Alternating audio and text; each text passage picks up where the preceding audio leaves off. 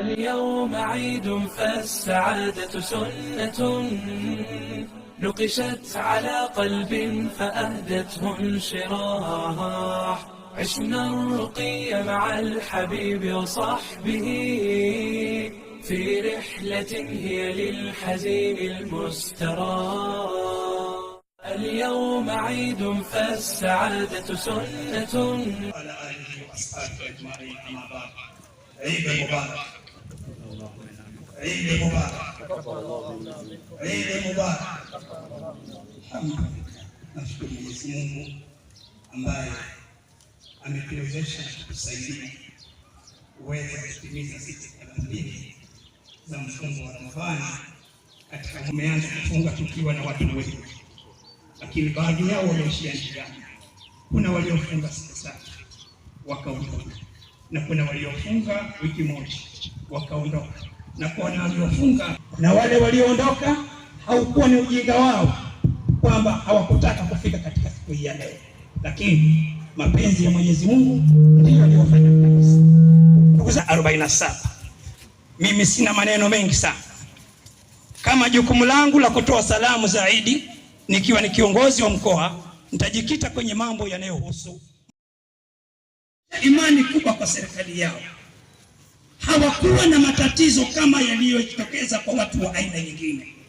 Hili ni jambo la kujivunia, jinsi wanavyozingatia mawaidha kutoka katika vituo vyao vya dini.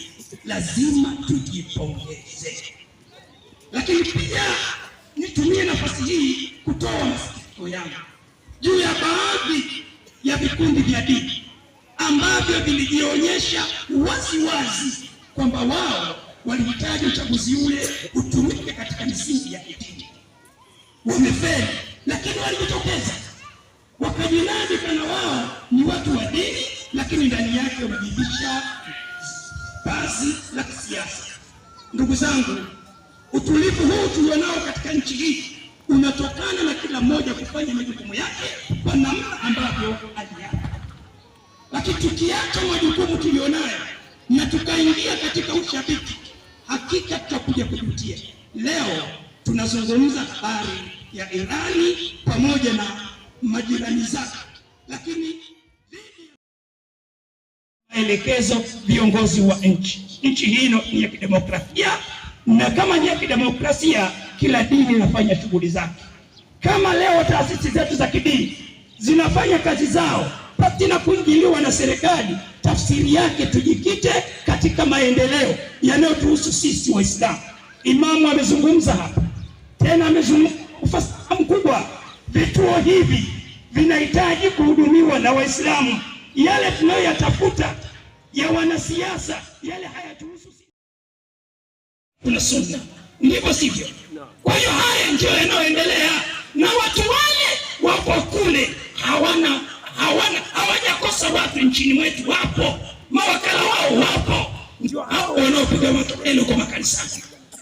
Kelele za kule sisi tibebwe. Kuna watu wachache kwa kutokuelewa haya, basi wamejikuta na wao wameunga tena. Tunapotoka, tuna watoto wako mashule, tuna wakina mama wadhaifu, lakini tuna Waislamu dhaifu. Tukijiingiza kwenye hayo tutashindwa kuwahudumia hawa. Majukumu yetu kama Waislamu ni kuwatazama walio chini yetu, walio dhaifu, walio maskini, walio mafukara, walio mayatima, walio wajane.